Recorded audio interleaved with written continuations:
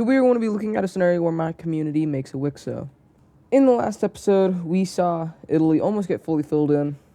Also saw a connection between Britannia all the way down to the UAE get complete. And just a lot of expansion from everyone, as well as 2 new northern countries. If you guys enjoy this series, make sure to like and subscribe. On the road to 2K, almost there. And let's go ahead and get into this episode. Starting off down into the Tigris-Euphrates kingdom, we see them finally connecting up with the Persian explored lands. And this is now completed. Pretty much everyone in the world has been connected up, besides the northern people. And these two, the Tigris-Euphrates kingdom and the Chilean empire mapping empire, these two, they're going to actually hold some okay relations. They're not going to kill each other, but they're not really going to trade back and forth. It's just, whatever. But then the world figures out that there's another tribe over here. And could there be more people out east? Very well could be. Speaking over here, we need to start viewing the life of a new country. And that is the dark purple southern Chinese country. These guys have been established, but this is the first time we're viewing them.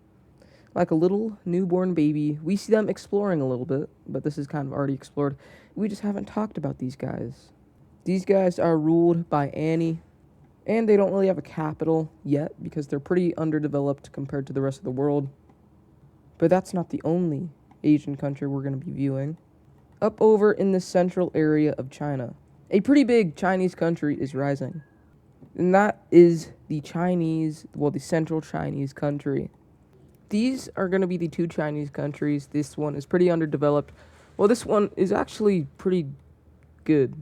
Really high population, one of the most populated countries in the world. And they are ruled by coffee. Moving just over to India, we see a little area as well. Kind of similar to the Chinese and Asian areas. We see an Indian country popping up. Their capital is right there. And they are really close to proximity with the purple team. I wonder if they'll meet in this episode. These guys are ruled by clamshells. Now I need to go up over to Crimea because they are going to be exploring more into Caucasia. They've been building up for this and are finally going down into these mountainous areas. Actually going through the mountains, and they're actually doing really good for the mountains. They're actually going to be able to cut all the way across and meet up with the Caspian, which they think is the end of the world. But because of this, we see the explorers breaking away from Crimea, and we see Caspia forming. They only get this big, and the Lime team is set up, and I'm guessing Crimea isn't going to be super happy about this. These guys, who knows how strong they're going to be because they're in these Caucasian areas. But we have a new Lime team over in Caspia. Now going up over to Ireland, we see them exploring all of the Irish island. They then go ahead and annex it all. These guys, even though they just formed in the last episode, they are kind of starting up a little trading empire because of their known abouts inside of the Mediterranean Sea. The Irish even are going to take a little bit of Cornwall. But there is one big problem, and that is the southern Spanish country. They are taxing everyone who goes inside of the Mediterranean Sea. And this is a big problem for the Irish mainly, because how are they going to trade goods with the Italians, the Greeks, and the Cypriots? And that's the same problem with them. Ireland is a great exporter of goods. And without those goods, Italy, the Cypriots, the Greeks, the Turkish, and just a lot of people that are inside of the Mediterranean are not getting those goods. So we kind of start to see the first form of alliance forming between the Mediterranean countries against the one Spanish country, as well as the Mediterraneans and the Irish.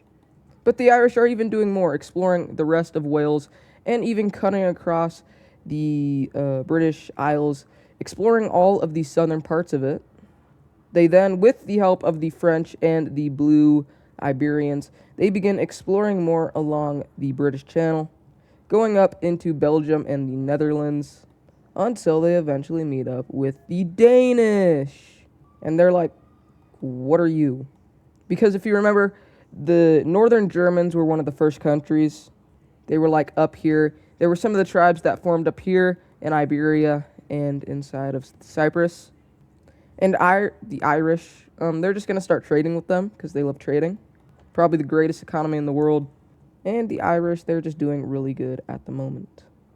Going over to the pink team, we see them making a landing over inside of the UAE and start exploring around these areas. This is led by Chilean Empire Mapping, and it goes all the way up furthest to Qatar before they run out of resources and have to head back. But some people, they don't head back. Instead, they set up their very own country. We see the establishment of UAE, and it gets all of this land right here. They're going to be putting their capital city right there. And these guys did stem from the Persindians. But now we need to go over to the Cypriots.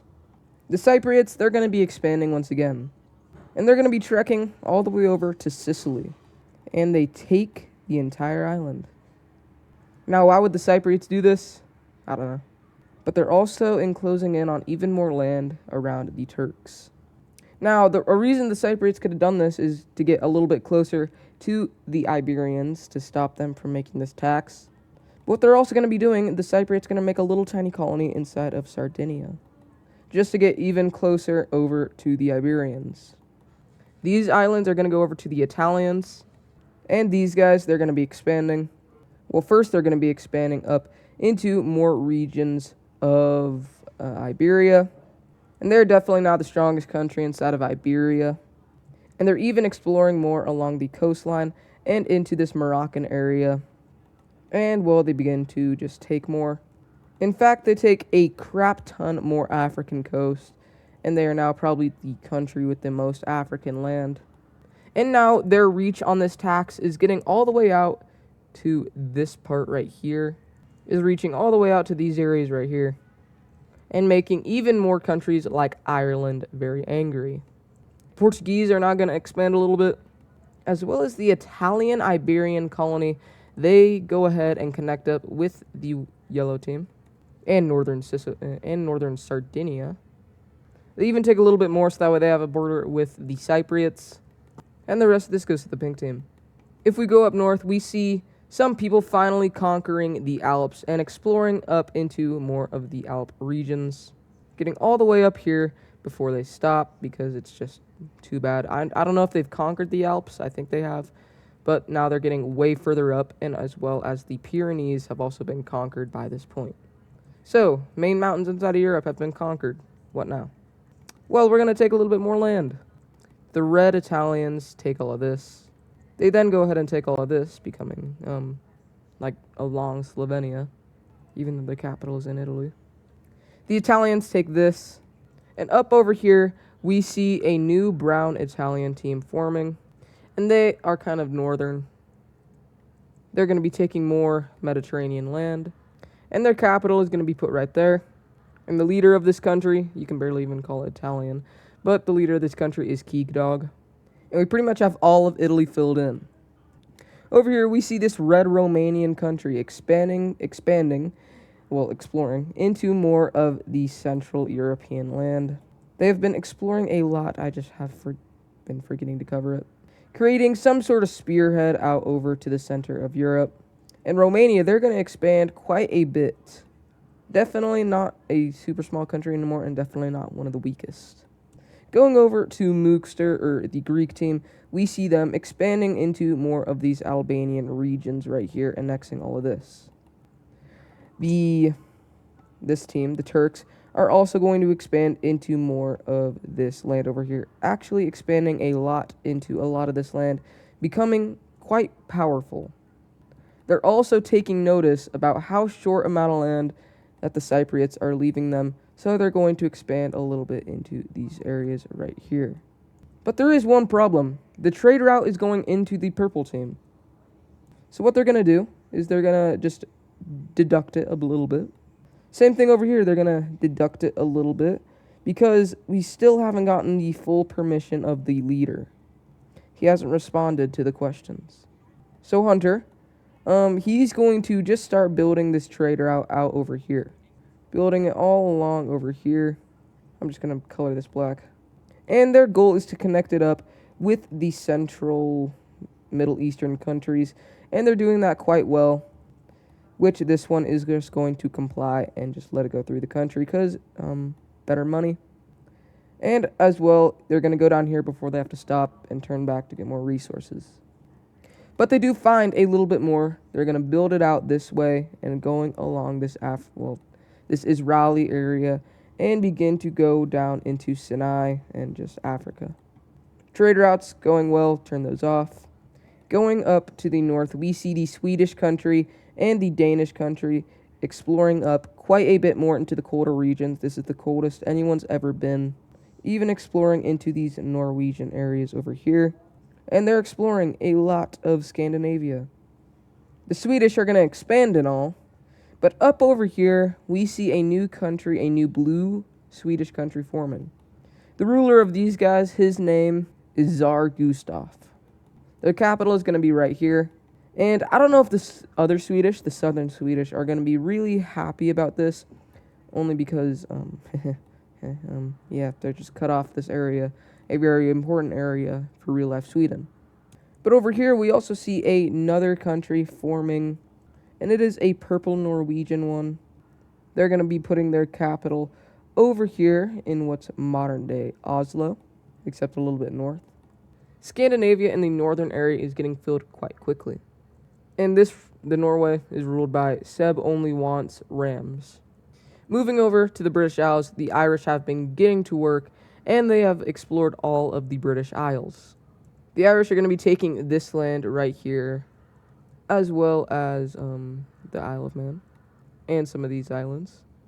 But the main point, we see a Welsh country popping up. This country is going to be ruled by Zealants, and they're going to encompass all of this land right here. They're going to be putting their capital in Newport, and now there are two countries instead of the British Isles. Hold up, I'm getting a call of another British country. And we see the dark cyan British country popping up. This one is ruled by Godzilla Bro YouTube _96337. And their capital is going to be going right there. And I would say that is the final British country, but it's not. Because some people down here are going to go ahead and just break away and form a southern area of just, I don't know. They take over all this land, putting their capital city right there, across the English Channel. In fact, they go across the English Channel and take a little bit of it, so that way if anyone goes through, I'm not saying they will have the chance to tax them, kind of like what the Spanish are doing, but that's only if they want to. And now there are 4 countries on the British Isles. Well, that is the last country that we're going to be adding to the British Isles. And that is really going to be it for this episode. If you guys do enjoy it, make sure to like and subscribe. And I will see you guys in the next episode. Goodbye.